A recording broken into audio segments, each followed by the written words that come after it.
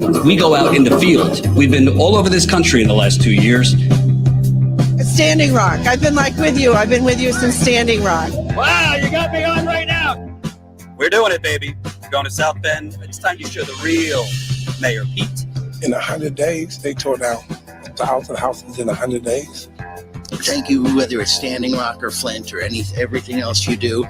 You know, you guys, it's not even like watching news. It's just watching truth, you know. It's not me and you, Jordan. It's the ruling class. It's David Koch. It's the Walton family, Jeff Bezos, Elon Musk. It's them, not us, that benefit from these illegal offensive wars. Come on over here. Whoa! We're here at the Bellagio in Las Vegas, and you are going to see live the actual caucus process. We are here. We go out in the field, and we give the microphone back to the people. Yo! Cool! I know who you are, yo! How you doing, man? You're the man, yo!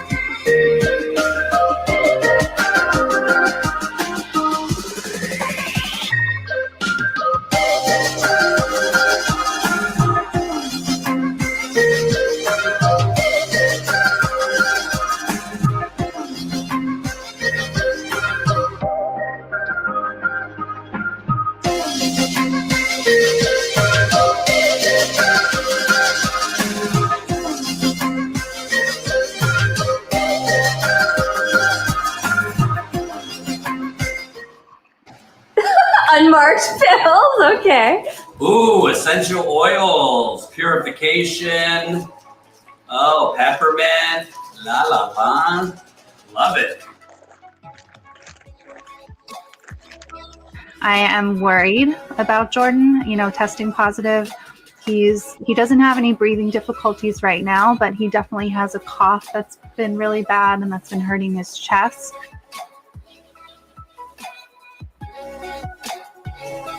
That's Fury right there. I've put it off the desk and now got my drill a hole and we'll see how this goes. Hopefully well. I know a general idea of what I want, essentially. So I'll try and get all this down to about a minute, get the main points, especially I got 2 videos at least for Flint. The bottom line is, it's Sunday morning. I'm preparing for my Sunday live stream, which usually takes me about 2 hours to prepare for before the live stream. And I got an email from a viewer. Hey guys, Jen Dice here with a behind the scenes video. First of all, thank you so much for being a member. It's because of you guys that Jamal and I are able to be here. We can't thank you enough. It means just the world to us.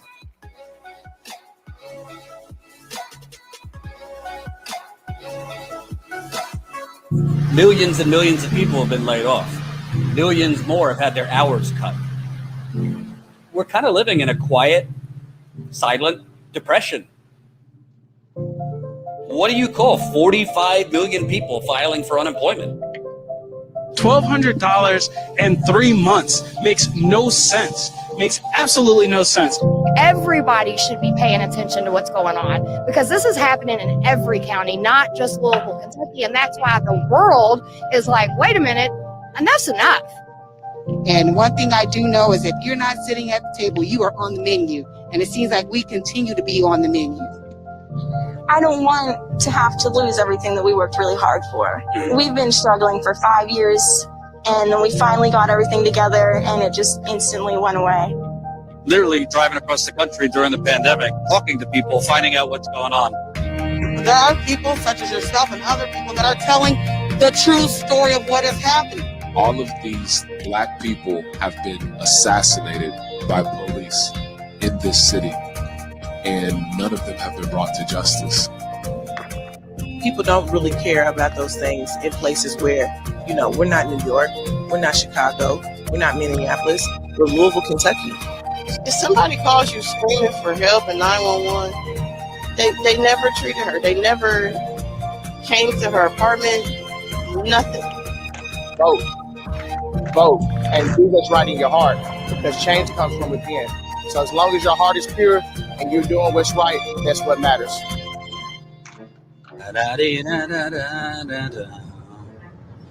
Once upon a time, there was truth in journalism where brave men and women gave voice to the voiceless. But then the corporations bought the journalist, poisoning the news that we are fed. With those tainted sources, all we ever ate was a steady diet of status quo.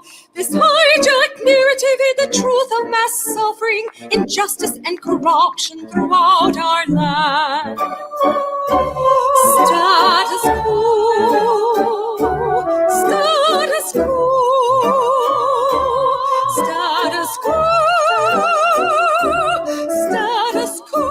To expose this shift to oligarchy came a band of honest journalists. They left the studio and hit the streets to give the microphone back to the people. From sea to sea, the people were empowered to share their truth. Their voices no longer stifled, reclaimed their power. Join the media revolution now.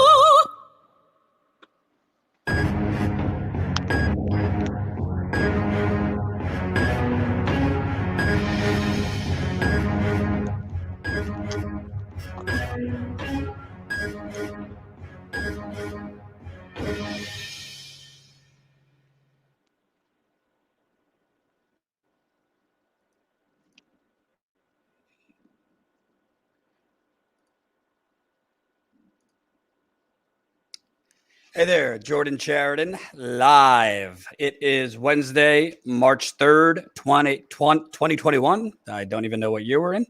Hope everybody could see me. Hope everybody could hear me. I am using StreamYard, which I don't typically use, so hopefully it all works. A lot of stuff going on right now. A lot of news going on in the progressive sphere. We'll get to some of it a little bit later, but I wanted to really lead and dominate this live stream with what I think is a very important story, a story that honestly we shouldn't really have to be telling, but we do live in the United Corporations of America, and as you know, that is marked by a lot of greed. Unfortunately, this story, which we broke a couple I think in January we broke the original story. has not gotten a lot of attention. Shocking, because the media has not picked it up. So hopefully, the follow-up that we broke today will get a little more attention. I'm with Christina Brown. Hi, Christina. How you doing? Hey, Jordan, how are you? I'm doing well. I'm doing well. And everybody, smash that like button, share this live stream. Appreciate it. I want to give a quick kind of background for people before we get to the update. I broke a story earlier today. Go to statusquo.com to check it out. I'll put it in the super chat too. If you haven't seen the story, you could read along. In January, Pishawn, who was Christina's sister, Pishawn was 38, and she started working at Amazon in 2018. So she worked at Amazon for 2 years. Christina, who I'm interviewing today, again, Pishawn's sister, but Christina worked with Pishawn at this warehouse in Virginia for over 2 years. So Christina is a first-person source, an eyewitness to a lot of the things that happened at this Virginia warehouse. So, during the pandemic, obviously Amazon kept open all of their warehouses and did not close down any of them. And we started seeing through Christian Smalls, the whistleblower who was fired after trying to organize workers to speak up against Amazon, specifically their lack of safety protocols during this coronavirus. Kristen Schmaltz got fired. Then so many other workers. I mean, it just started flooding into me and other journalists about the terrible and unsafe conditions in these warehouses, which we're going to talk about a little bit today. So fast forward to the fall, and Christina, your sister, Pishawn, began working in Amazon's coronavirus testing area. And I'm sorry to have to go through this again with you, but just describe for the audience, if they don't know, you had left at this point, but your sister was still there. What was she doing in the coronavirus testing area, which she started in at this Virginia warehouse in the fall? What was she doing? Well, they call it safety, is some type of safety pop, but it's pretty much the COVID-19. It's broken down, and but it's safety / COVID-19. She was coming in, and she was trained by another worker to do COVID testing, the swabs on employees that thought that they had been exposed or felt symptoms of COVID-19. Also, I think they had just started recently testing the drivers, because before it was just the Amazon employees, but I think a couple months in, it was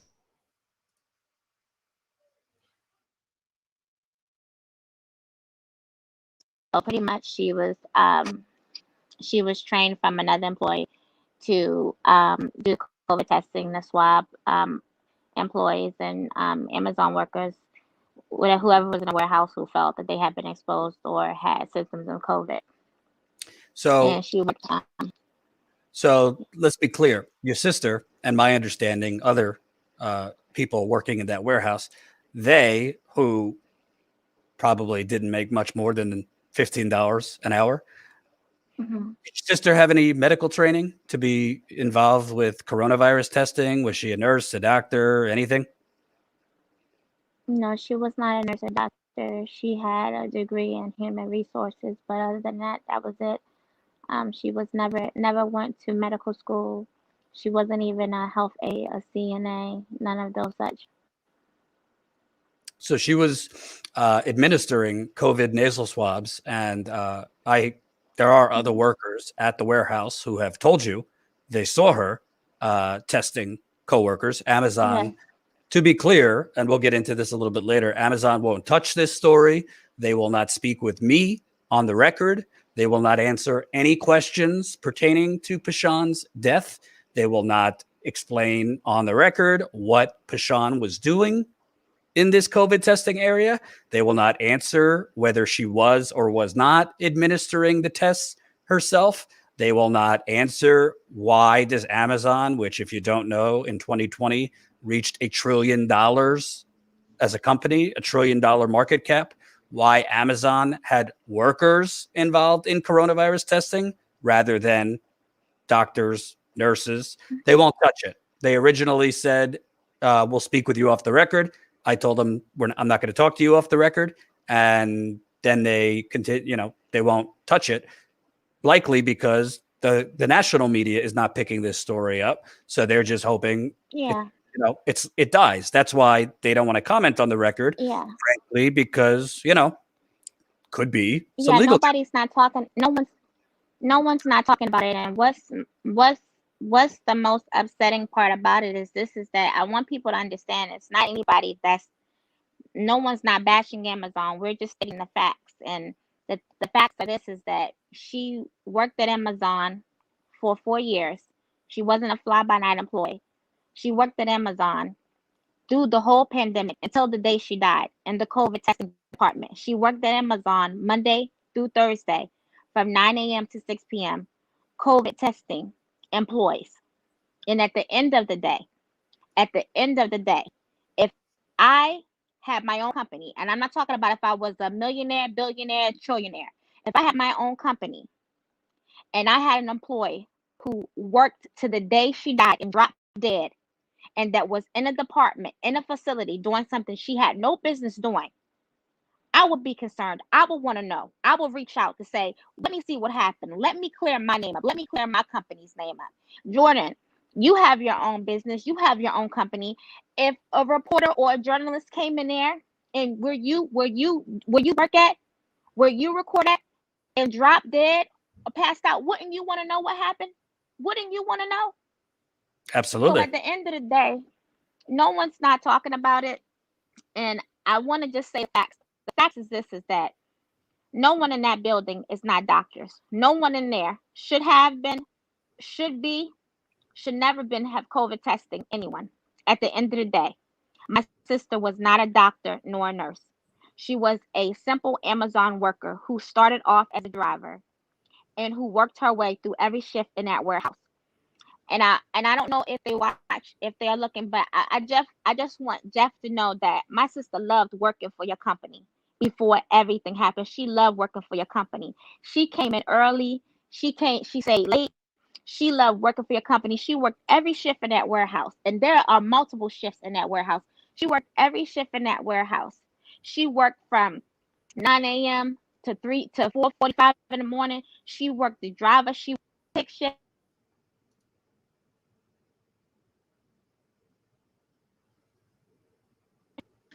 Full-time from part-time, but she was so happy. She was so happy. She jumped up. She was so happy. She sent me a picture. She took pictures. She loved working for your company. You understand that? And then when the pandemic came, it was the work just got harder. It was coming faster. She didn't complain. She was concerned about her health. She complained for the first time about issues, about employees in the warehouse being sick, about people being sick. And she only complained is because our mother. So at the end of the day, I don't know if you knew my sister. I don't know if you heard of my sister, Jeff. I don't know if you know. I don't know if the people in Seattle know that you had a diehard employee for you that worked for you to the day that she died. And I would at least think that somebody, and I'm not talking about HR. I'm talking about the big folks. I'm talking about the head folks in Seattle would reach out and say, what can we do for you? How can we help you? We know that she was not a doctor. We know that she was not a nurse. We should not have had her in there doing that. She had no business in there doing that. Can you I think something's catching the mic or something. If you could just get move back a little bit from your screen, if you don't mind. Can you hear me better now? Yeah. So okay. I wanna get to a couple things that we've learned. Number one, I just want to ask I want you to explain to the audience. When your sister passed away, by the way, she was 38 years old, and she left, unfortunately, a 12-year-old daughter, yes, sir. Gabrielle. You had reached out to HR. You had worked with your sister, so you knew, HR there, and you had asked Amazon if they could help pay for an autopsy. Again, I don't know if she had coronavirus. You don't know if she had coronavirus. So we're not saying she did, but we know she was working in the coronavirus testing center. So you had asked Amazon for help to pay for an autopsy. Can you say, what did they say when you asked that? I had called the because at that time I didn't know the exact number. I got a personal cell phone after they had called and found out and was asking why my sister wasn't at work. But when I was calling the employee hotline, the regular number, I called them. I called them 3 times. It was don't quote me. It was either 3 times, maybe 3.5 times. And then when they reached out to me from I don't want to say any names, but when a person reached out to me, I was thinking I thought that they already knew. They were like, oh well, we just wanted to know why she wasn't at work. And then I told them what happened, and I told them I got in touch with that person 2 times, and I was like, is there anything that you guys can do, because we didn't have money for an autopsy. We wanted to know, and also a funeral. And I was told we would get back. We will let me see what we can do, and we'll get back. And I never got back to until the 28th of January. And I believe it was the 28th of January, and that's when I want to make sure I state the facts. It was the last week of January, the first week of February, and that's when I was got back to. I was told that they're sorry for my loss, and that they will offer me, my mom, and my niece 2 months of counseling that expires next month. And I mean, I don't know if anybody's ever lost anybody. Sometimes it takes you 2 months just to realize that person's not coming back. Sometimes it takes you longer than that. So, I mean, And I want to, and when they reached out, they didn't say why. They didn't ask nothing. They didn't ask what happened. They just said sorry for your loss, and we can offer you 2 months of counseling that it will expire April 2021. Go ahead, Jordan. I'm sorry. Yeah, no problem. By the way, we're going to get to the complaints that we learned Pishawn had made to HR, but I want to just go a little further. Okay. I want to go a little further into what you had to deal with after your sister died. You're already grieving. You have a mother who has some health problems. She's paralyzed from the waist down. She's a diabetic. She is, I mean, I don't want to speak for you, but obviously extremely depressed. And you had called Amazon to find out if Pishawn had life insurance with the company. Can you explain how that call went when you called Amazon Seattle headquarters? So not the local warehouse that she had worked in, but the national corporate headquarters. When you called, what happened? Well, they said that, it was definitely Seattle, because the warehouse that she worked in, they're no longer talking anymore. They're not doing anything. They said that they couldn't release any information, and we had to. I think they thought that she was still alive, and that was the craziest thing. And then after we stayed, the whole phone conversation was almost an hour. I think 47 minutes.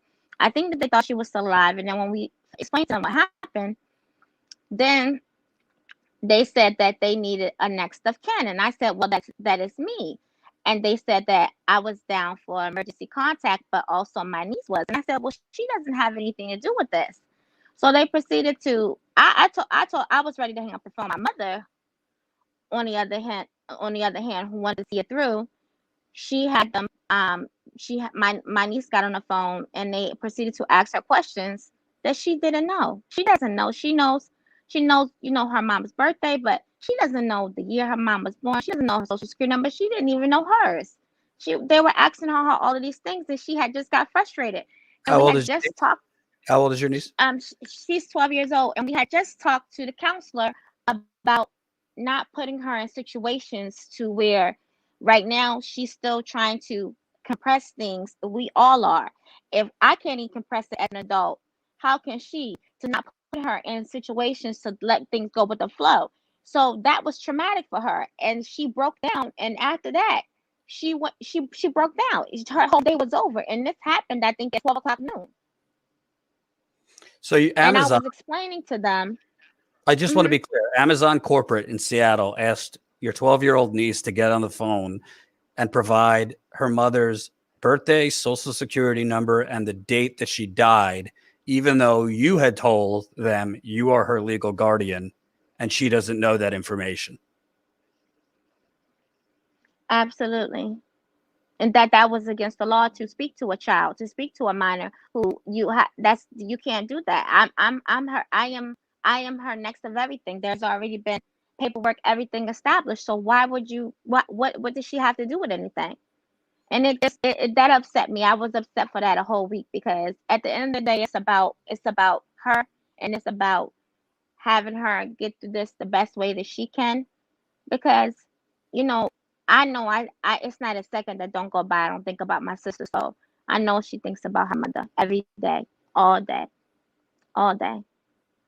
And I want to just tell everyone, because, you know, Amazon won't speak to me, but if this story ever got attention, they would likely deny that this happened. So I could tell you, Christina, who I'm speaking to right now, had called me while this was going on. So I heard it. I didn't record it because, unfortunately, Washington State, where Seattle, Amazon is located, is a two-party consent state. So both parties have to consent to recording a conversation. But I was on the call towards the end. I did hear it.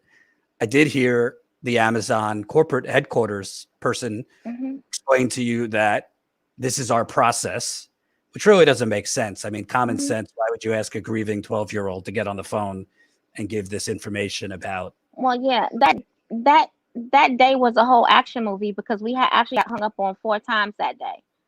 And I was actually upstairs, and I heard the second time that my mom got hung up on.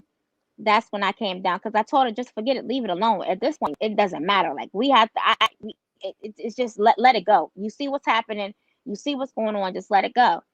But she had gotten hung up on, and well, I mean, you were there. I don't want to say names, but I took the information down of the people who did that, and I mean.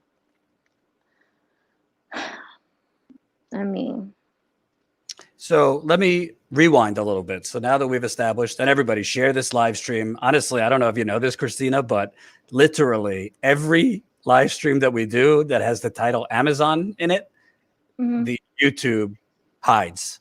They suppress it from getting out. It's oh wow, I've never seen anything like it. We just covered a rally. Cameraman John Farina covered workers in New York rallying in support of Amazon workers in Alabama who were trying to unionize. And basically that whole live stream was throttled because of the topic. So YouTube is very clearly throttling this channel and other channels if there's anything about Amazon that could be perceived as negative, which is a scandal in itself. But I want to rewind. So we've established Pishawn was working in the COVID testing center on January 7th. So a day after the Capitol attacks. She had come home. She told you she wasn't feeling well, her head hurt. You two spoke. And then the next morning, January 8th, she got her daughter ready for school, which she was doing virtually. Then she still didn't feel well. So she went back to bed early in the morning. And unfortunately, she passed away in her sleep. Again, somebody asked, well, why didn't the GoFundMe pay for the autopsy? The GoFundMe was actually launched after Pishawn was didn't come. Right.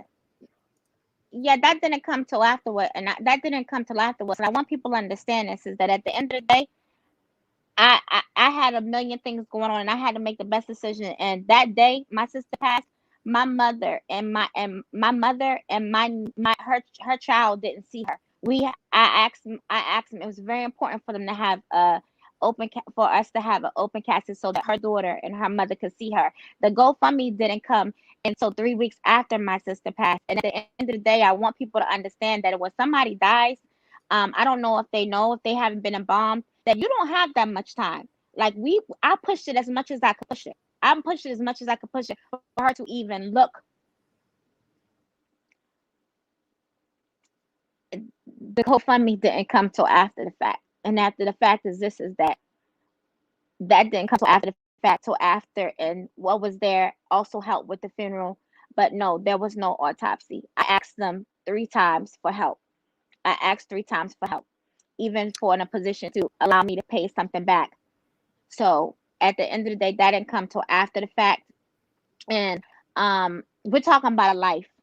We're talking about a life. We're talking about a whole life, a person, a human being's life who is gone, who have responsibilities, who no longer is here, who I have no clue what I'm going to go through or what anybody's going to go through, what her child, anybody's going to go through down the line.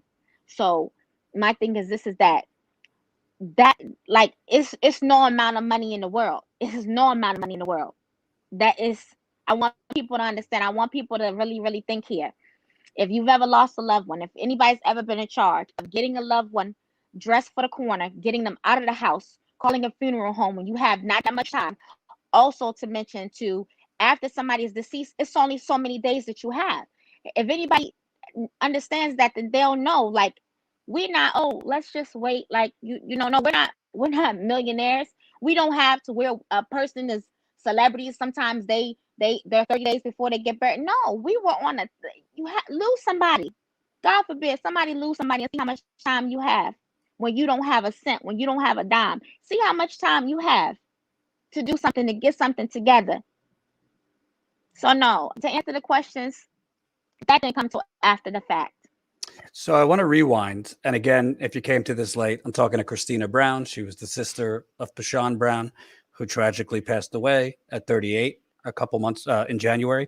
I want to rewind because you were able to get into your sister's email, which, you know, is not easy. You have to figure out the password and all that. And you found, which you generously gave to Status Quo, you found that very early in the pandemic, she had complained to Human Resources. This came before she was working in the coronavirus testing department. But early on in April, and I'll read, if you didn't catch the story, it's on our website. I published it this morning.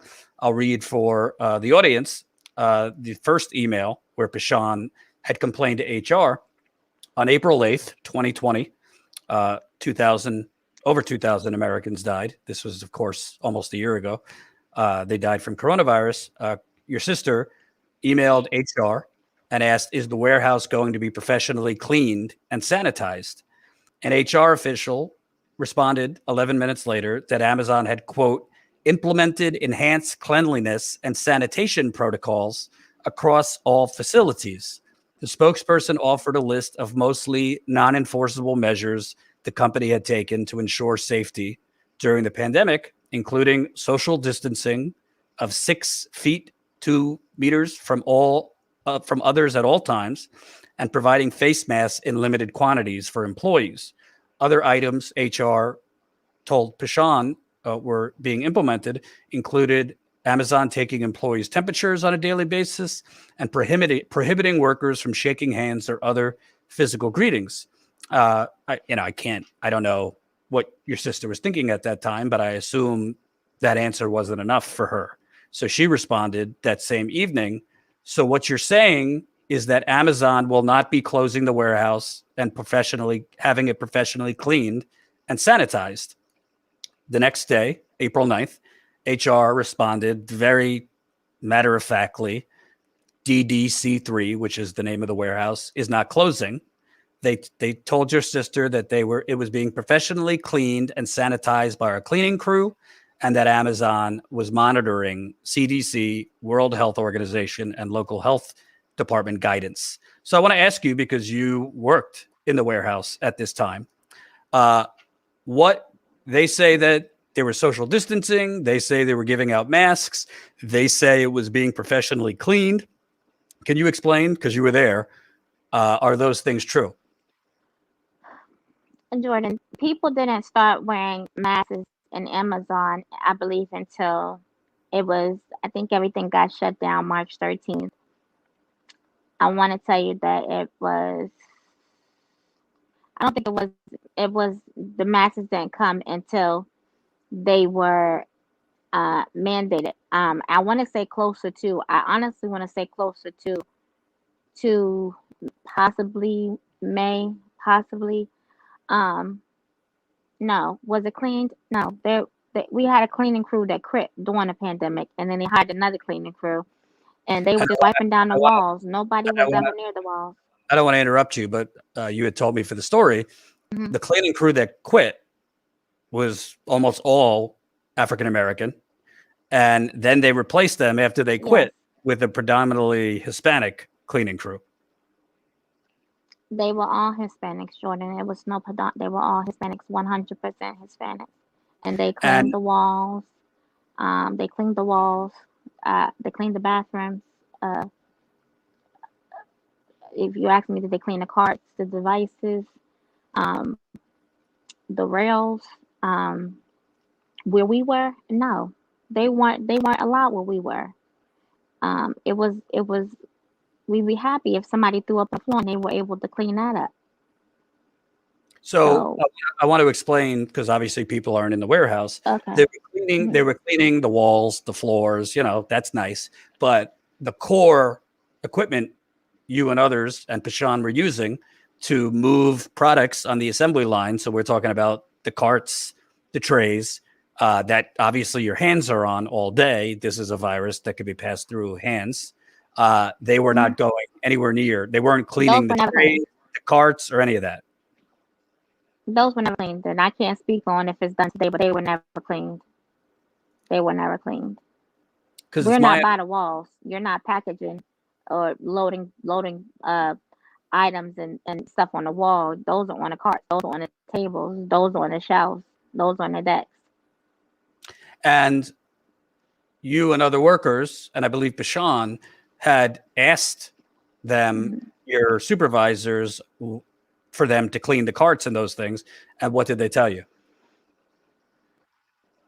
They said it's impossible. They can't do it. Well, how can they do it? They're not going to close, or they're not going to close for them to clean it. And not to mention, there wasn't a time when they could have cleaned it on a night shift, because the night shift, the only night shift, it's the only people in the building is a night shift, and they do take 2 breaks. I believe that they have a 30-minute break and they have a 15-minute break. But they said that it was impossible to do. And actually, it was impossible to do, because I'll tell you why. Is that they didn't have enough cleaning people to clean all the carts and all the trays. It's impossible to do. And that's why we asked for the warehouse to be closed down, and not at least not a day, for at least an hour, so they could come in and get proper cleaning. It never was. Actually, during the pandemic, that's the hardest we ever worked during a pandemic, besides prom.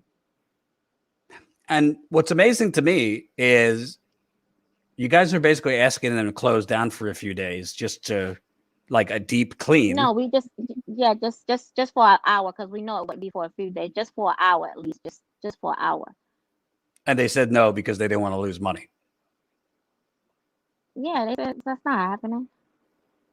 Every day you come in, you look and you see what you have to do, how much you have to move, how much has to be gotten out. You have quotas every single day. You have them every hour, Jordan. So, I mean, they're going to make their quotas. Hell or high water, they're going to make them. They in there making them right now. Mm-hmm. And I mean, I've spoken with workers all over the country. I mean, the social distancing is laughable. Mm-hmm. I mean, you can't social distance in a warehouse where you're packed right next to each other, moving products. So there was no social distancing. I was told, not at this warehouse, but other warehouses, the people were packed together in the break rooms.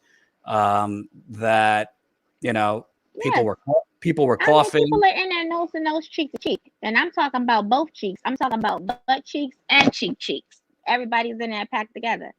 Mm-hmm. And could you had explained to me for the story that your sister, others, people were coming in, not your sister, but she was seeing people coming in coughing. There were people throwing up. There had people that came in and passed out, yet they still didn't close the warehouse. No. And if you were sick, and this is another thing I want people to understand, you have VTO, and you have VTO was where you voluntarily go home, or you get sent home. Both of those you don't get paid for. So nobody's not closing down because somebody threw up. You'd be happy if somebody threw up and they let you go home. That's not happening. Not there, not at Amazon. I mean, you see these commercials. This man has a whole fleet of. I mean, they're not closing down because of that. if I don't know if they didn't see you throw up, then if they saw you throw up, that's one thing. But I mean, be happy if they were to let you go home. But no, that happened all the time. That happened there. I mean, like I said, if it's 90 degrees outside, what do you think it is in a warehouse? There was no air conditioner there. And I think I say I want to state the facts. They were starting to get central air. They were starting to put air conditioner in. But my thing is, I think the warehouse that I was at had been already up and running for like 6 years. And just after that, just 7 years, 6 years, you get an air conditioner. If it's 90 degrees outside, I can assure you it's 110 degrees in that warehouse. Have you ever been somewhere where it's so hot you can't breathe? You can't breathe. You just can't. You can't breathe. And when I say breathe, I'm not talking about you having breathing trouble, but you just like breathing in. Like you go put your face by a space here, and you just that. Imagine taking that in for 6 hours a day, and you're lifting boxes, you're lifting bags. It's 80 pounds or up. I Right. mean, yeah, that And was happening. thank you for the super chat. I'm reading this one because Presence said donated to the Brown family GoFundMe. God be with you, Tina. And I'll say, and Thank you. the GoFundMe link is at the top of the chat. It's also in the description. People have been really generous. I think you've raised $41,000, and I don't want to speak for you, but you are exploring. Thank everybody. You are exploring potential legal options. So it's not, you know. I this is yeah, this is what I'll say. This is what I'll say. Amazon. Jeff Bezos is a very, very smart man. He's he's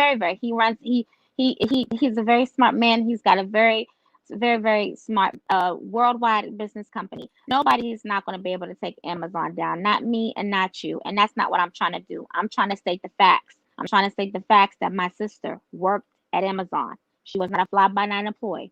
She worked at Amazon Monday through Thursday from 9 a.m. to 6 p.m. in the COVID testing department. We all know that she was not a doctor. We all know that she was not a nurse. We all know these things. Those are facts. Why was she in there and other employees in there COVID testing? At the end of the day, I'm not saying I don't know to this day how my sister died, but I do know that I reached out to them and I asked them, and I would think, and it's not even about how much money the company makes at this point.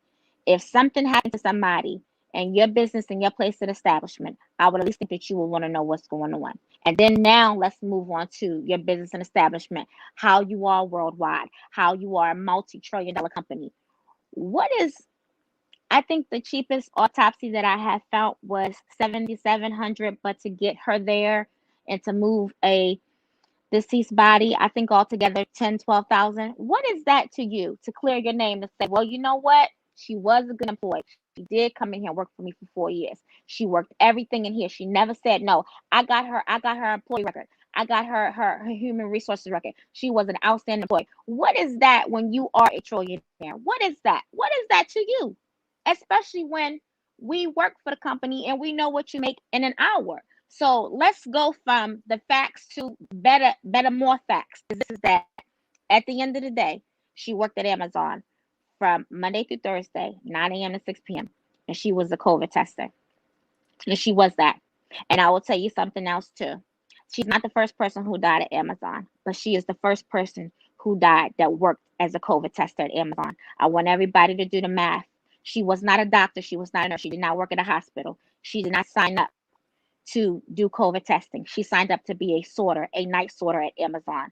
Jeff Bezos has enough money to hire a small fleet of doctors to come in there and do testing just for Amazon employees, to open up a small clinic, to open up clinics at each of his sites to have COVID testing. My sister had no business doing that. So we're going to stay and we're going to keep it at the facts. And that's the facts. Now, at this point, I know she wasn't a doctor and I know she wasn't a nurse. And do they think that was right? Do they think that was fair? This is a life that's gone that will never, ever back. And I also think that was right. Do they think that was fair? I also want to point out, and there, by the way, there's more emails that Pishawn had sent to HR complaining, which we're going to get to. But I also want to point out, because there's another element here that I think people need to understand, and it kind of goes hand in hand with the intimidation and union busting efforts that have been reported about what Amazon is doing to try to stop this Alabama Alabama warehouse from unionizing. The workers in Bessemer, Alabama, are trying to unionize right now. I think they have 2 months of this vote. It's obviously a mail-in vote because of coronavirus, and people have been voting. But Amazon has been trying to stop them. And I want to point out here, I'm not going to get into too many details because I don't want to, I'm not going to reveal sources. But there have been workers in this warehouse that have spoken up and asked supervisors about Pishawn's death. They have asked, is Amazon going to help the company? And I have information that workers that did that were told, you are not to talk about this in the warehouse, that this is a personal matter and you are not to talk about this here. That is a very, very clear effort to cover this up, to make sure it doesn't get any bigger, to make sure no questions get asked about how did this woman die? What exactly was she doing for months in this COVID testing area? How many other workers were put into this COVID testing area? Why wasn't a $1 trillion company using doctors and nurses? I mean, you could ask a gazillion questions, and I've written Amazon's PR people many times asking very specific questions. They won't talk unless it's off the record, and I told them to go fuck themselves. Excuse my French, Christina. So I want people to understand Amazon in Virginia, this warehouse, has taken efforts to sweep this under the rug and basically threaten workers that if you say more, you'll be on thin ice. So that's very clear in terms of retaliation. I want to also say there is a we've documented it with this story. And again, the story, the link is in the description. We've documented Pishawn had formally complained to the Human Resources Department in April of 2020. Then, let me get to the next complaint. And, I hate to say this, but I will give Amazon the benefit of the doubt on this one because Pishawn had anonymously sent this complaint. So after Amazon told Pishawn, we're not closing down the warehouse, Pishawn then on April 10th had emailed corporate in Seattle. And she emailed corporate in Seattle identifying herself as a concerned individual. And as you told me for the story, she was scared. She didn't want to identify herself to corporate in Seattle because of exactly what I just told you, exactly what we just talked about. She was afraid of retaliation. Yeah. And I want to read, it's really, really horrible, the things she was revealing in this email. I want the audience to see exactly what was going on in this warehouse. This is from Pishawn, what she wrote to corporate in Seattle. And again, benefit of the doubt, Amazon wouldn't have been able to know this was from her. But she wrote, quote, Amazon is allowing its employees to come to work and be exposed to COVID-19 and taking it home to their families. They are also not concerned if their customers become sick. There is no screening process for flex drivers that deliver a good portion of packages to customers. She wrote, Amazon leadership is not concerned with their employees and that they had been sending out multiple text messages to employees to come in, even though the pandemic at that point, you had over 2,000 people dying a day. This was a major health crisis, particularly on the East Coast at that point. After she said that there's no screening process for flex drivers, she revealed that the cleaning crew, like you said, was not wearing masks. They were not staying 6 feet from one another. And they could only get to the areas where employees weren't working, like bathrooms and the break area and the lobby. Quote, Pishawn wrote, they can't disinfect the carts, racks, and bags that the drivers and employees touch constantly. She revealed that 3 to 4 employees had tested positive in the span of a few days, but their coworkers were only notified after the 4th employee tested positive. So that's kind of important because A, they weren't telling you which employees were testing positive. So wouldn't you want to know how close you were to? I mean, in most cases, you don't want to reveal private health information. But in this case, you know, it's kind of important. It's kind of important to know who it is, because you need to know what your exposure was around that person. Tina, your screen went black, by the way. I don't know if you know that. So I want to read a little bit more of what Pishawn had wrote to Seattle's headquarters. She wrote that when workers asked the warehouse to be closed for 48 to 72 hours for professional cleaning, the site manager turned them down, saying, "We will not lose money, and we still have to do the numbers, and the site will remain open." Let me repeat that. Workers asked for them to close down the warehouse for 48 to 72 hours. And a site manager said, "We will," I know the site manager's name, by the way, but I'm just leaving it blank for now, said, "We will not lose money, and we still have to do the numbers, so the site will remain open." Quote, "Employees and managers are scared for their lives and do not want to come to work until the site is cleaned." She went on to say, quote, "Amazon does not offer insurance for 80% of the employees that work at the warehouse. So if someone were to get sick, how will they receive medical treatment, let alone pay for their or their family's health care while contacting the virus?"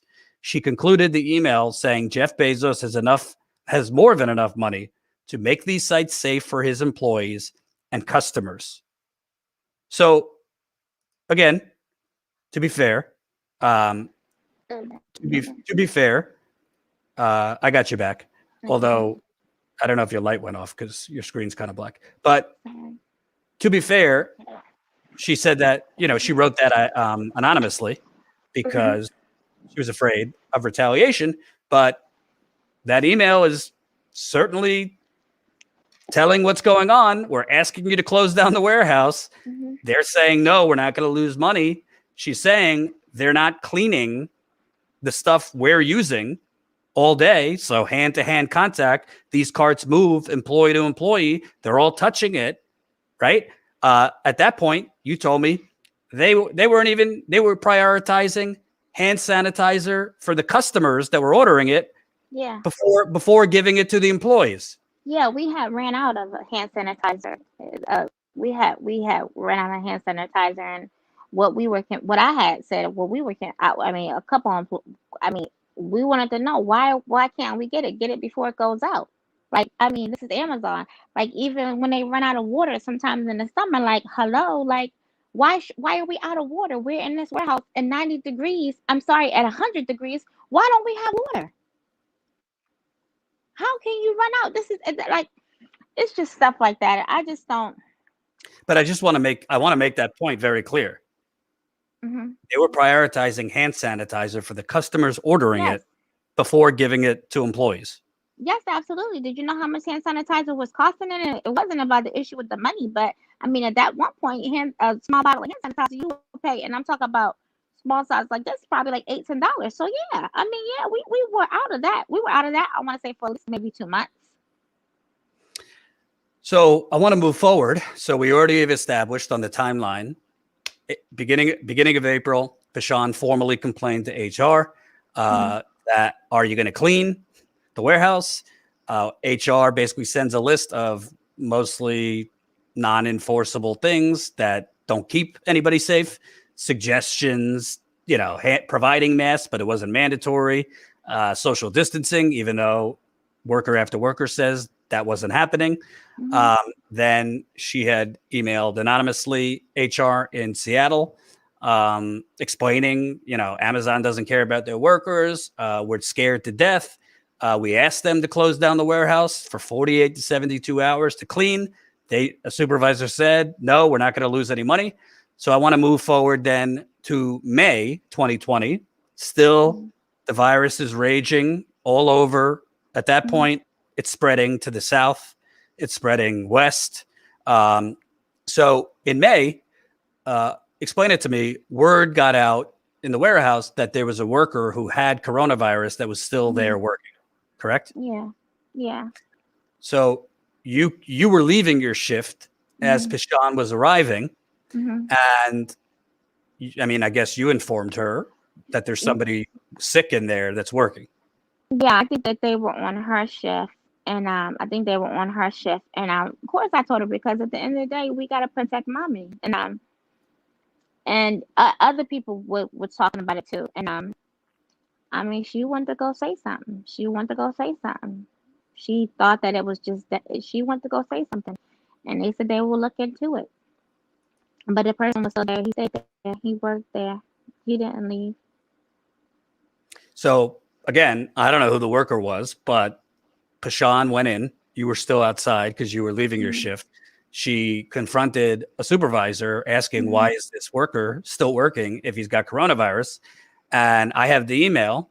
I don't have Pishawn's. I don't know if Pishawn wrote an email complaining or just verbally complained, but I have the email. I have the email back from HR saying, let me read it to the audience here.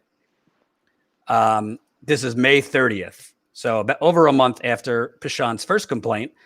Pishawn, I just wanted to let you know that we received your complaint from James, who I believe was a supervisor, and I have submitted the case. Consistent with our investigation process, your case will be assigned to an HR investigator on our central investigations team, and they will likely contact you in the next 7 days. You and your sister were pretty damn close. So did she tell you that Amazon had gotten back to her? No. Findings of their quote investigation? No, that was in and out. That was nothing. So if Amazon had gotten back to her about their investigation, she most likely would have told you? She would have been texting me on the phone as soon as she got the email or the phone call. Right. So I just want to establish for the audience, you have 38-year-old woman, relatively healthy. She didn't have any major health issues, did she? No. She, like a lot of, frankly, working class, paycheck to paycheck, mostly black and brown people, are working with at first no hazard pay in this pandemic at this Virginia warehouse. They asked. It was never hazard pay. Oh, they never gave you hazard pay. No, it was never that. No. Okay. There was one bonus that was gotten. And then there was another one that was coming. She was still waiting on one, but no, other than that, no. So, because I know I think it was different in other places, because some workers told me they got $1 extra or something like that. Some places did, some places didn't, and I think it all depends on one. No, they got a bonus. We got a bonus. It was just one bonus, but it was another one that was supposed to be coming. Got it. So I just want to establish, again, I'm not a lawyer, but I want to establish you have a timeline here, and you have official complaints that the worker made to HR. The first complaint, she's basically given a bunch of, frankly, bullshit back that we're not shutting down the warehouse, but here's what we're doing to clean. You have, I mean, you're telling me you worked there. They weren't cleaning the carts, the trays, those major things. At this warehouse, as well as other warehouses, I got DMs after DMs on Twitter, people sending me text message screenshots. They're getting nonstop text messages from at their warehouses. We have this, here's another COVID positive. Here's another COVID positive. Here's another COVID positive. You were getting that. Pishawn was getting that at the warehouse. They're only telling you after like the third or fourth positive person this week, not each time. They're not telling you who the person was, where they worked, so you can decide what was my exposure here. Then there's a person who's sick and is still working in the warehouse. Pishawn confronts her supervisor about it. I guess the supervisor went to HR. They tell Pishawn we're doing an investigation. Yeah, just before I was going to do something about it. Yeah, just I don't know. Right. I don't know if they did, because Amazon won't answer any of my questions. So what you have here, frankly, I mean, there's laws in America. Yeah. Most of the time, they only apply for working class people, black people, brown people, indigenous people. Typically, not for wealthy white people. But there's laws, and we have no answers. Number one, Why did Amazon not close down the warehouse to clean? Number two, what were the actual efforts and measures they were taking to provide social distancing? You see restaurants around this country at reduced capacity. You see in doctor's office, in waiting rooms, certain seats, they got signs, do not sit. No, we worked harder. Basic. We worked harder. Right. We worked harder. It was pushed harder. It was harder. That time, everything was. It was 10 times, a million times. It was harder. It was hard work. It was hard work. It was fast. It was back to back, back to back. So yeah, there are rules, Jordan. You're absolutely right. There are rules, and there are rules and there are facts. That's one thing that we know. We got the facts, and the facts is that I know you got the text message because I got the text message, the video, the pictures of her testing.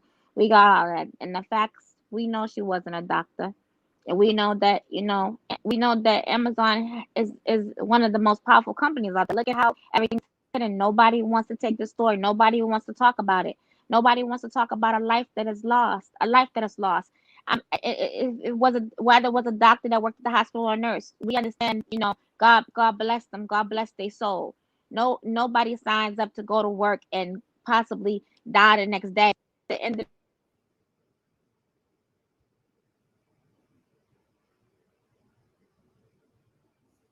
she was not a doctor. She was not a nurse. She didn't go to medical school. What was she doing? And didn't you had enough people. You could have that done. You could have that done. You could have somebody come. You could have a whole fleet of doctors come in there and test every day, certain hours a day. They could be there around the clock. They could be there 24 hours. You had enough money for that. Why were you having employees, regular employees, do this and putting them at risk and jeopardizing them? And now there's a life gone. And I want to ask you, and again, I just want to be clear. We're not saying she died of coronavirus. I don't know what she died of. But I mean, you were her sister. Did she have any major health problems that you know of? No. So your sister randomly one night comes home and says she doesn't feel well, her head hurts. The next morning, she lies back down and she doesn't wake up. So I'm not asking you, of course, to speculate, but we do know, and you could read it, people have died from blood clots related to coronavirus. People have died from seizures, brain aneurysms. There's a whole list of things that people who had coronavirus have died from that coronavirus triggered blood clots and other things. So, it would have been for a rich company like Amazon, it would have been if you were taking every precaution, it would have made sense to help a family perform an autopsy to find out maybe maybe it was just totally unrelated and she died of something else. But typically, healthy 38-year-olds don't die in their sleep. Don't smoke, don't drink, don't do drugs.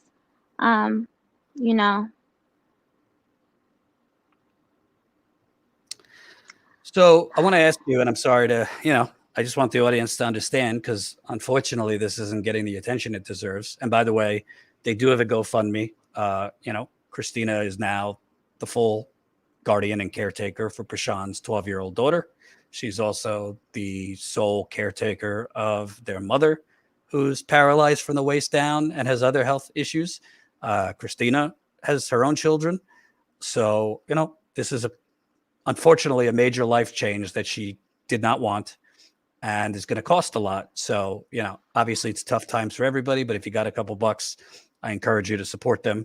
Particularly, I'm a journalist, so I'm not telling them what to do, but if there was if there was some type of legal effort, that's not cheap. So the link to the GoFundMe is at the top of our super chat. It's also in the description of this video. So I just want to ask you, Christina, I know that, we've spoken a lot. I know it's tough.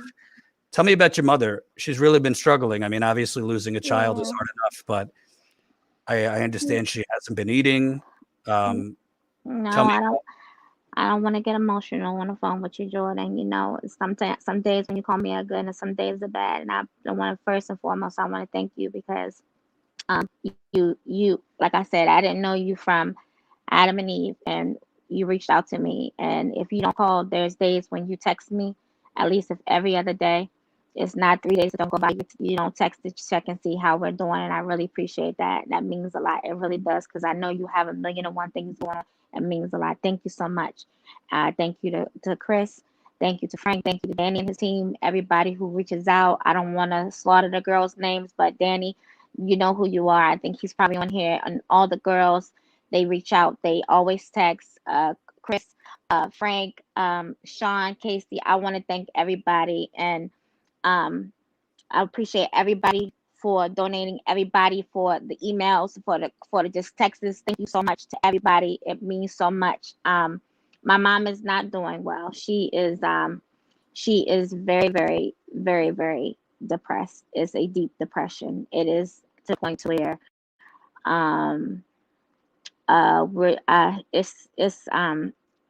it's no sleep. I'll just tell you that it's no sleep. It's no sleep on anybody's end at this point. She is depressed beyond a point to where the doctors, I think they have my number on speed dial. I know I have theirs.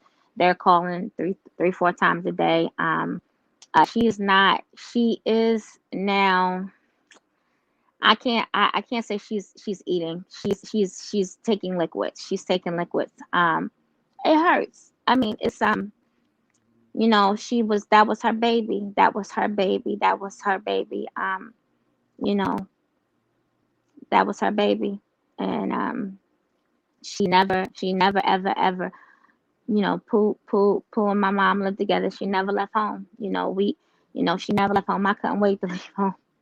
She never left home. She stayed with my mom. That was her baby. And my mom is hurt. And I don't think that they understand that. When I say they, I don't think Amazon. This is not only a death. It's the fact that if something happens, I know my mom's condition, and listen, I'm not saying that she was 100% healthy before my sister died, but whatever was going on, it was stable. It was good. It was okay. It was just okay. All right, keep maintaining. She was not close to the verge of death. It was nothing like doctors calling 3, 4 times a day. I don't think they understand that not only is this one death, it could potentially be another. Like, she does not want to be here. And I know she does have, another child, and she has grandkids, but I can't tell her how to feel, because nobody can't tell me how I feel right now. I gotta keep going on. I got so much on my back. I got people that are dependent on me every day. So I don't got time to fall out, cry, and break down or anything. I got to keep going. But my mom does not want to be here. She is not. She's like, that's the, depression, not eating, forcing to take a couple spoons of soup. I can't. She hasn't eaten a solid meal since my sister. And I can tell you, in the past 2 weeks, if she had 3 bites, that is a win for us. So, I don't know what I got ahead of me. I don't know what I have ahead of me. I pray that God keep me, He protect me, He watch over us, because I don't want it back to back. I don't. I can just tell you that I'm doing everything I can do for my mom, everything I can do for her, and I'm with her and I'm by her side. Right. And to me, this is not just about your sister, although it's just awful. I mean, I don't even have the words. I have 2 brothers, so it's just awful to lose anyone, but particularly somebody you're so close with. To me, this is bigger than that, though. To me, this is about, do we live in a country or do we live in an economic Hunger Games? Right? Do we live in a country or do we live in the economic Hunger Games? Because I'll tell you, Amazon, yes, there was increased demand because of this pandemic for e-commerce and online orders. But you want to know something? There is no way in hell that Amazon should have had any of its workers in a room anywhere near people that were being tested for COVID.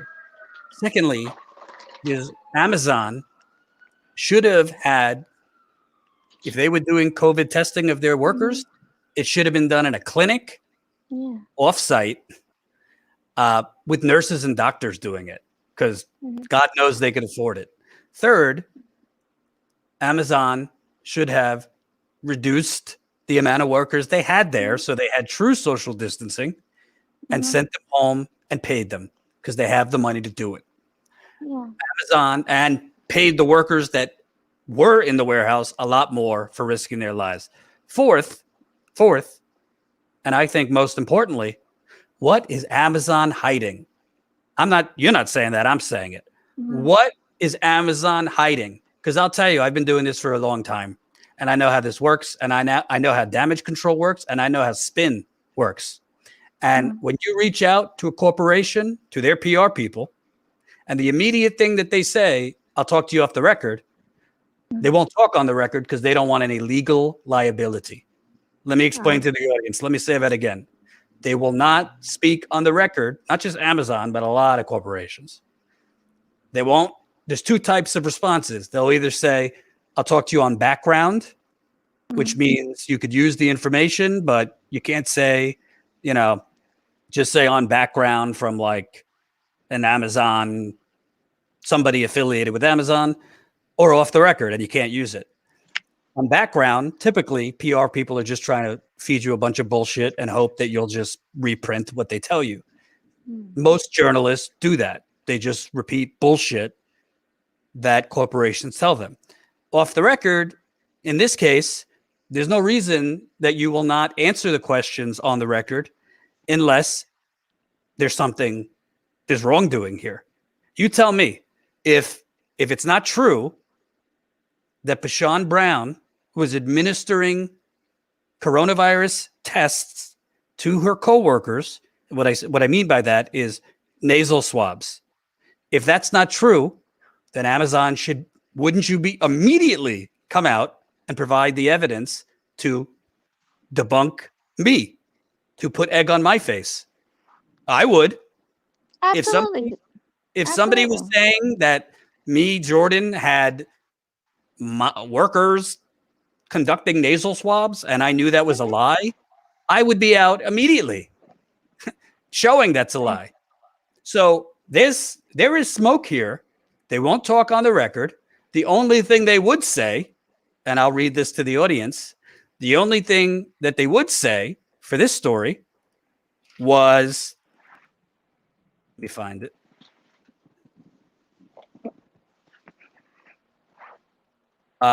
When Status Quo reached out for this story,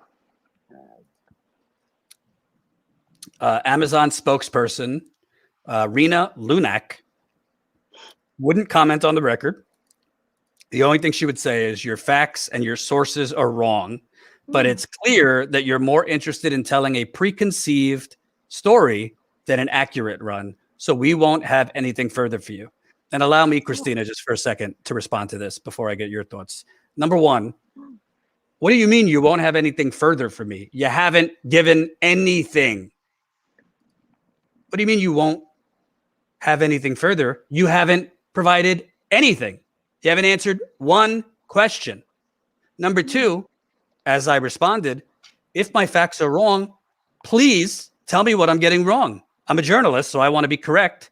I'm happy to correct anything that is wrong, but I'm not going to let you bullshit and spin, because that's what you're trying to do, spin on the back of a dead woman.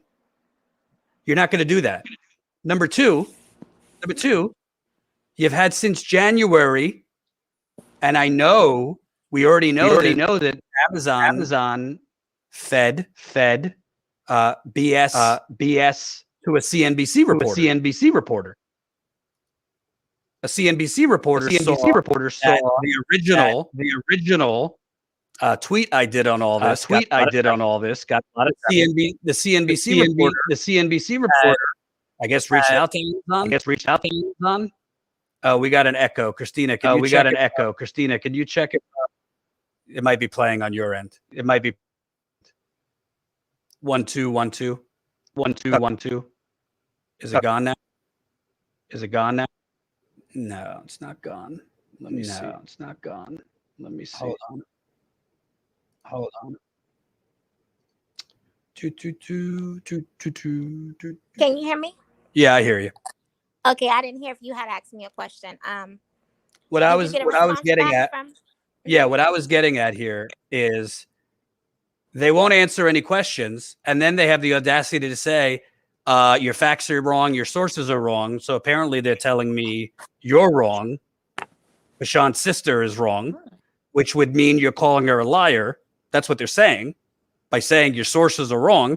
Well, you worked at the warehouse. I got a lot of this from you. I've spoken with one other warehouse worker who told me the same thing. So how are my sources wrong? And why won't you answer any questions on the record? When corporations have something to hide, they try to spin reporters. They try to sweep it under the rug, just like governments do. So your thoughts on Amazon refusing to answer any questions? Well, this is what I'll tell you. What was her name, Jordan? Luna? Rena Lunak. Rena Lunak. Well, Miss Lunak, if you are listening, you can please give me a call. I would actually like to talk to somebody, not the HR. I want to talk to somebody from Seattle. You know, you guys know we can talk. I'm pretty sure y'all have my information. We can talk. We definitely need to talk because we're going to state the facts. And the facts is that not only did I see my sister, I have pictures, video, text messaging of my sister in there. I know the employee who trained my sister. The managers in there, everybody knows that they were in there COVID testing. And not to mention that, Miss Renak, I don't think you've ever been to the warehouse DDC3. So I understand that you're doing a job and you have to represent your job at the best of your abilities. But I'm going to represent and protect my sister, and I'm only going to say the facts to you. So I know for a fact that she was in there COVID testing. I know that for a fact. And I'm going to say this, is that she was not a doctor. She was not a nurse.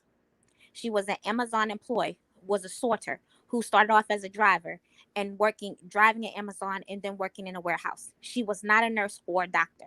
And that's a fact. If you were to go to get a pizza, are you going to let Domino's or Pizza Hut put a swab in your nose before you come in the store? You're going to say, well, wait a minute, hold on. I don't need to get this pizza. What medical training do you have to do that?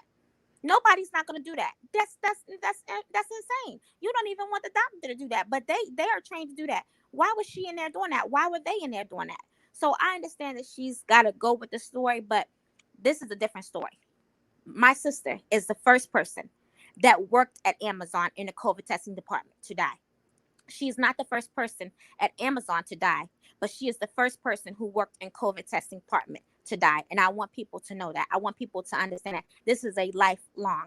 This is a life that's lost. This is not we told a secret about this and it's out. No, this is a person. This was a human being who was no longer here, who was a damn good employee for that company and who worked hard, who came in early and left late and never said no. I want people to understand that she is never here. I will never see her again. We will never see her again. She is gone. So at the end of the day, I understand she has a job she's got to do, but I didn't allow anybody to speak bad about my sister in living, and I just cannot end the death. And at the end of the day, I got to state the facts. The facts is that and y'all know y'all had her in there COVID testing. She was an ordinary person. She was not a medical profession at all. And if we're going to state the facts, and they're all lost, the CDC says that if you are not a doctor or a medical profession or it not being administered by a doctor, you should not be doing that. So at the end of the day, she had no line in the medical field at all. So please stop. Amazon, please, y'all can call me. Let's talk about this. Let's sit down. But at the end of the day, we're going to tell the truth about this one. Because maybe to y'all, she was just a regular person. But to me, she was everything and is everything. And she was a good employee. She came in there and she worked hard for your company. She worked every shift in there. I bet Miss Rena don't know how to work every shift in there. I bet she has no clue how to even get through the door on Amazon. So I'm not even going to go back and forth with that, Jordan. I know the facts, and that's what I do. I love the facts because the facts can be looked up. The facts can be triple checked and double checked. And the fact is that my sister worked at Amazon Monday through Thursday from 9 a.m. to 6 p.m. And she was a COVID tester. And she is the first person that died at Amazon, $1 trillion company that was in there doing COVID testing. And she had no business doing that. No, she is not the first person to die working at Amazon, but she is the first person who was doing COVID testing to die. And I want everyone to know that. And my last question, sorry if it is tough to talk about, but I just want my audience and, if this gets shared later, I want them to know, just tell me about Pishawn. What kind of person was she? Dukes was the sweetest thing. She was the sweetest thing. She was probably only 2 arguments we ever got in whole life. And if you got a brother or sister, sometimes y'all not gonna agree with everything. And plus, she was my mom's baby.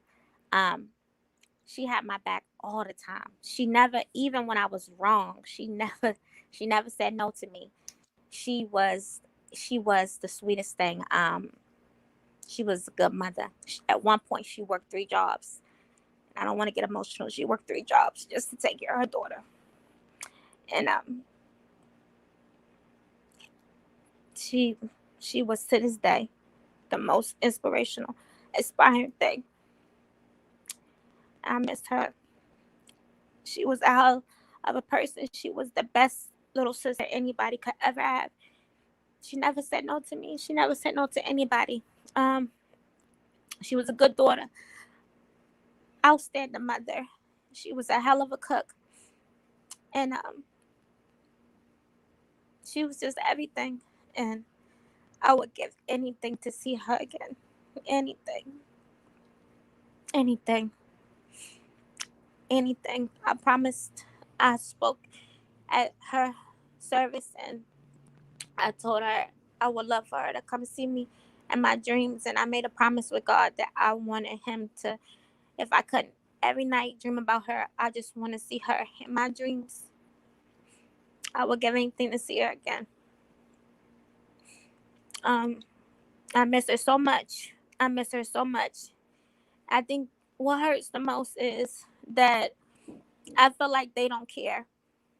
And why did they know what they don't know? I feel like just the fact that how good of an employee she was, you got some employees who they'll always try to find a way to get out of work, get out of something, or when they're there, they don't want to do something. I would be on the phone with her and I'd be like, oh, I want to do that. Oh no, I got to do it. I got to go. Like, she was a good employee. And I know I'll never get to talk to Jeff Bezos, but I just want him to know, like, she loved his company. She was so happy when she got her blue badge. She was a good damn worker. And just the way we've been treated, not even me, because, like, I could take a lot of things. I done took a lot of things, but my mom, she's so confused. She's so discombobulated. She thinks, and she's like, why? It hurts. That hurts. Because I would just think companies, I would just think that people, like, you don't even know me and you text me like every other day. And God, you're all over here, Flint here, Trump here. Like, you text me every other day. And I don't expect them to text me or to call me every other day, but I would at least expect a call. I would at least expect somebody to be like, listen, what can we do? We put her in this situation she had no business being in. What do you need? What does her daughter need? God forbid I lose my mom. What you think gonna happen? So, I mean, I wish, and I will always be open to them calling me, to talking. I will always be open to that because I want to hear from them. I do want to hear from them. And I'm not talking about HR because we all done with that. They know the people that I want to hear from. I would like to hear from them. I would love to hear from their lawyers. I would love to hear from them. I would love to sit down and talk to them. We need to talk. We got to talk about this. We got to talk. I mean, the answers that I want to know, or why, I guess those are questions for God, but I want to talk to them. I got questions for them. I hope they have answers for me because I would like to talk to them. I would love to talk to them. If they don't want to talk to me, I would love for their lawyer to talk to me. I want to know why. Thank you, Christina. I know you weren't feeling great today before you came on, so I appreciate you giving us all this time. I want to encourage viewers. This is not some money grubbing family. They are working class, and Christina now is the full-time caretaker for a 12-year-old, taking care of a mother who's paralyzed and a diabetic. So there's a lot of costs associated with that, and of course, we'll see what happens. But obviously, taking any legal action against a company like Amazon is not a cheap endeavor. So if you got a couple bucks, the GoFundMe link is in the super chat. Thanks, Christina. We'll be in touch.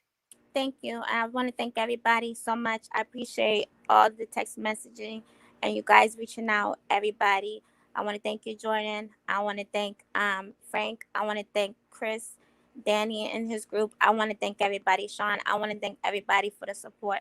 Thank you, everybody who's reached out, and I appreciate it. And like I said, if Amazon is listening, they're watching, I would love to talk to them. I would love to talk to them. I'm just a normal person. My anger is gone. The hurt is here.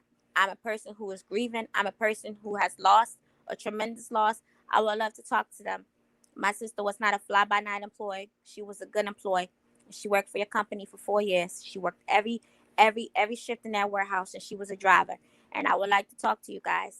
If you guys want to talk to me, if your lawyer wants to talk to me, I would love to talk to you guys. Please. Take care, Christina. Thank you, Jordan. Yep.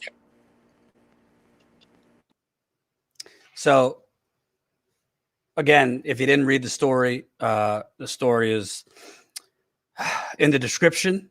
I'm putting it in the super chat. I appreciate it if you could share the story. There's a tweet that we put out at Status Coup. I'll put that in the super chat too. If you could retweet our original tweet, which let me get it for you. And I want to have a couple thoughts, and I hope my mother's not still watching because I might say a few words that she doesn't like. And the GoFundMe is right at the top of the super chat. I want to say something, and this is to CNN, MSNBC, the Young Turks, the New York Times, the Washington Post, the Associated Press, Reuters, and every other outlet. My mom's still there.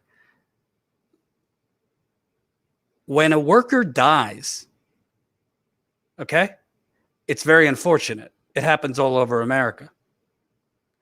But when you have multiple people in this warehouse telling journalists that this worker, a 38-year-old, not a nurse, not a doctor, was administering COVID testing, COVID nasal swabs for months to coworkers. When I know, and I haven't released the video because it would be revealing sources, when I've seen video of this COVID testing area that was very small and did not have any barriers, then when the corporation refuses to answer any questions about it, can you imagine for a second? Governor Andrew Cuomo right now is in major doo-doo. 2 women that worked for him and a third that didn't work for him have come out saying he sexually harassed them. He made inappropriate sexual comments to them. A third woman who didn't work for him said he inappropriately touched her. Can you imagine if the governor of New York, with multiple women saying this, if it was just complete silence and the governor refused to comment, his PR people refused to comment, anyone in his administration refused to comment, and he just went on with his life, went on working? Do you think that would fly? Why is it any different for a $1 trillion company? Why is it that Amazon, Status Quo is reputable. We've broken many, many stories. We're not, some garage blogger here. Why is it when journalists are reaching out to a $1 trillion company to simply answer questions about a worker that died. What exactly was she doing? Somebody knows at Amazon what she was doing. There's a paper trail, which Status Quo just broke, that she had complained to your human resources multiple times and been blown off. That's a scandal. Why is the corporate, I know the answer, but we should ask it. Why is the corporate media not covering this story? Donald Trump's not president anymore. The Capitol attack happened over 2 months ago. I mean, you could walk and chew gum at the same time. A lot of things going on with President Biden, coronavirus, but I'm pretty sure there's enough resources for other media outlets to pick up the phone, send an email, and ask Amazon, can you explain what this woman was doing? What was her role? Why are people saying that she was testing coworkers for coronavirus? Do you have other employees involved with coronavirus testing? If so, why? Why don't you have doctors and nurses doing that? Did her sister ask if you can help pay for an autopsy? Why did you not want to help pay for an autopsy? These are basic questions that a journalism school teacher would know to ask. Am I the only one here that smells some smoke? I'd be happy to be wrong. I would be happy if Amazon had anything, any information that would show, she wasn't doing the things that her sister says she was doing, that others I've spoken to say she was doing. If you have that, please provide it. But you're not answering because you don't have that. And you don't want to answer because if this story got picked up by one large national outlet, Amazon's going to have a whole mess of potential liability. And I want to also point out, President Obama, Mr. Hope and Change. Well, President Obama's press secretary, Jay Carney, is, I think, the chief vice president, basically a lobbyist for Amazon. He goes on CNN and MSNBC constantly to spin Amazon's behavior, Amazon's total disregard for their workers, Amazon's unsanitized, unclean, unsafe conditions. This is the former press secretary for the president of the United States is now a chief vice president at Amazon. Where the fuck is he on this? You're okay with this, Jay Carney? Again, I asked Amazon, please tell me, what am I getting wrong here? What facts are wrong? I don't have any preconceived notions. That's why I sent you questions in January and you asked to talk off the record. Yeah, go take some other suckers that you could spin lies to. You're not going to do it here. Status quo, we don't roll that way. I don't need access to Amazon. I don't need to kiss your ass. This is about more than Pishawn Brown, who was a 38-year-old. I don't know what the cause of her death was. This is about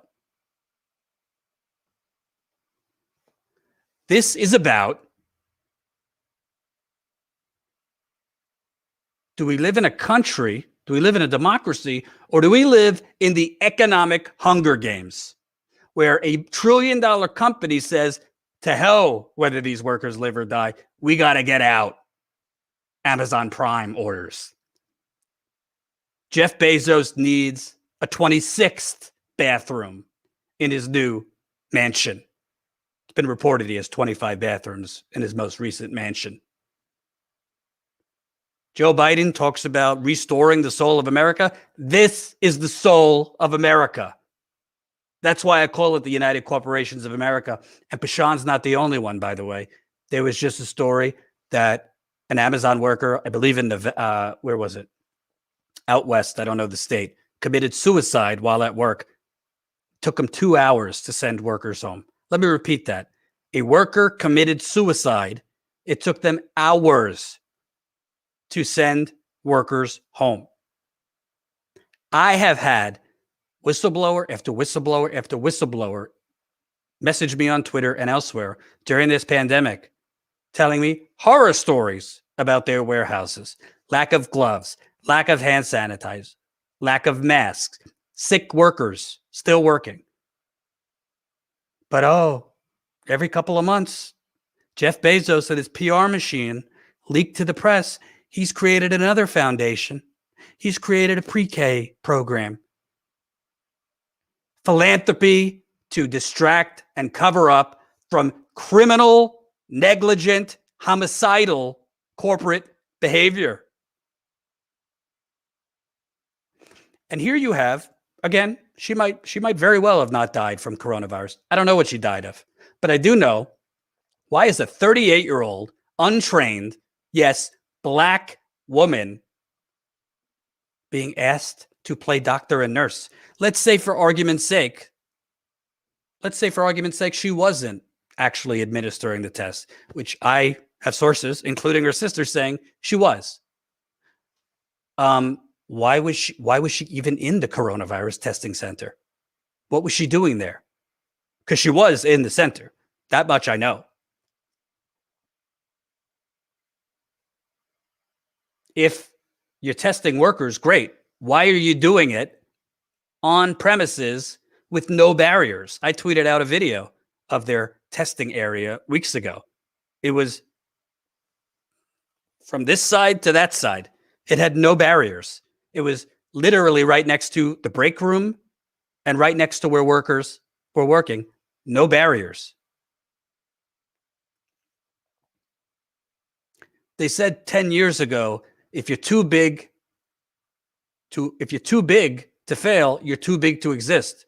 Well, when do we get a point when we say, if you're literally too corrupt to ensure safety of your workers, you shouldn't exist? Sure, accidents happen. Accidents happen at workplaces all over America. Good companies own up to it, admit to it, do what they can to rectify, and move on. But when a company won't answer a journalist any question about this, that's a company that doesn't want to talk about it. That's a company that does not want this out there. So I would ask, Anderson Cooper, keeping them honest, please take the credit. I don't need the credit for breaking this. Take the story, Anderson Cooper. Take the story, Rachel Maddow. Take the story, Cenk Uygur. I mean, the list goes on. It's right there. Christina, and you want to know something? If even one national outlet bigger than Status Quo picked this up, you don't think other workers at this warehouse would come out of the woodwork to talk to you, to tell you, yeah, I saw her testing other workers. And by the way, A, B, C, D, E, F, G is also going on there. Let me tell you about retaliation for speaking up. This is not a small story, and this is not just about a warehouse in Virginia, and it's not just about Pishawn Brown, although we need to always remember the 38-year-old woman died, and we have no idea why. We have no idea why she was even involved with the company's COVID testing. We do know, based on what we just broke, she had complained multiple times about the lack of cleaning, the lack of a sanitized environment, that sick workers were inside working, and she was basically given a bunch of BS answers. To the devil's advocate who said, well, Jordan, nobody forced her to work there. Yeah. Did you want to pay her bills? Did you want to pay to care for her 12-year-old daughter? It's easy for people that are comfortable to say, you didn't have to work there. It's easy for comfortable people to say, well, why don't you move if you were poisoned in Flint? Unfortunately, in this country, most people don't have a choice. Thank you, Thomas Horder. I've seen a bunch of super chats from you. And thank you to others who left super chats. So I want to be clear. I'm only one person. Amazon is a big Goliath to our David, but I'm not stopping. And we're going to continue digging. And to any workers at the Virginia warehouse, any workers at the Virginia warehouse where Pishawn worked and died after working in that COVID testing for months. Please, I know there is a culture of fear. I know you are afraid to speak with journalists because you will be fired, or it's likely you will be fired. But let me tell you something. If you speak with me, one person speaks with me, two people speak with me, three people. Hey, it doesn't need to be me. Go somewhere else if you don't want it to be me. Go blow the whistle. The more people that blow the whistle, they cannot fire you all. And if they do, they will not be able to sell that public relations wise. They retaliated against one employee, Christian Smalls. They fired him in Staten Island over a year ago because he blew the whistle on these unsafe conditions during a pandemic. Amazon was just sued by the New York Attorney General for many reasons, but chiefly for retaliating against Christian Smalls, which is illegal. So blowing the whistle, yes, there are risks, but they can't fire all of you. And trust me, if you come to me or you come elsewhere and they fire you, it will be known. It will publicly be known. It will become a major story. And I don't think you would be on your own if that happened.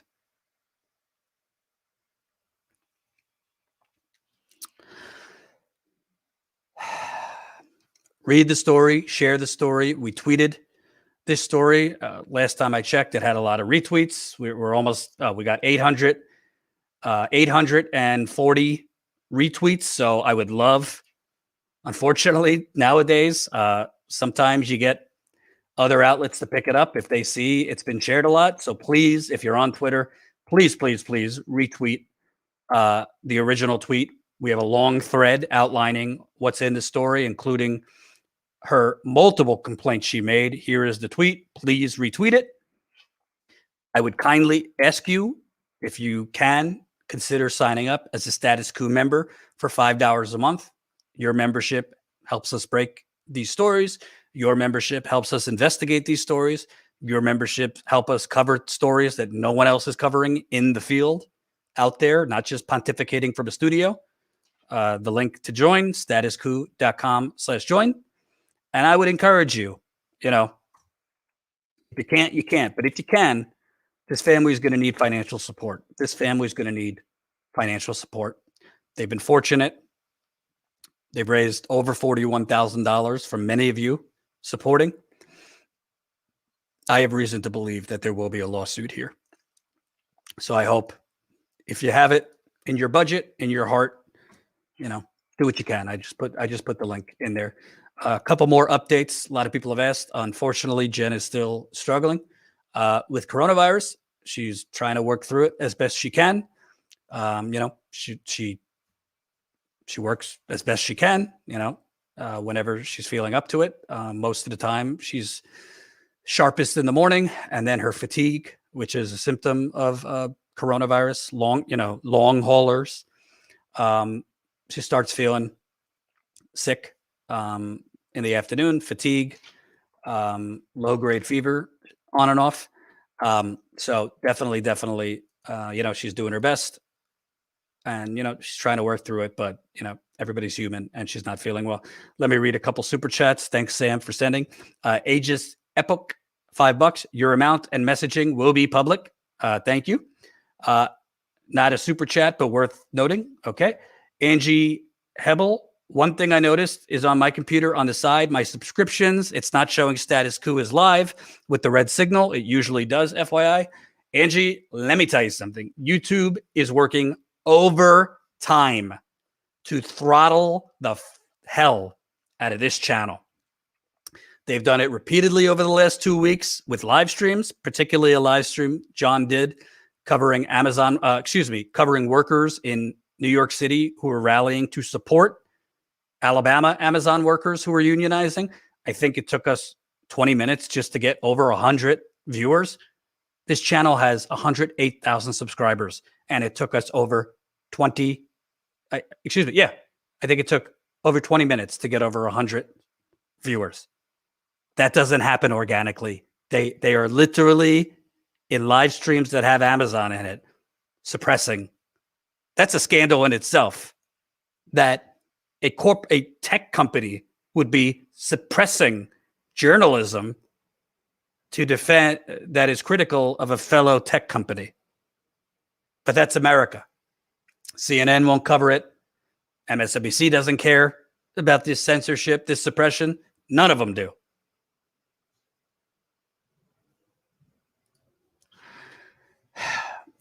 Presents, $5. Donated to the Brown family GoFundMe. God be with you, Tina. Thank you. Thomas Horder, $1.99 with a heart. Thomas Horder, $1.99 with a thumbs up. Thomas Horder, $1.99. Vibes, $1.99. Thomas Horder with a microphone. Thomas Horder, $2. Thank you, Thomas Horder. Appreciate your repeated super chats.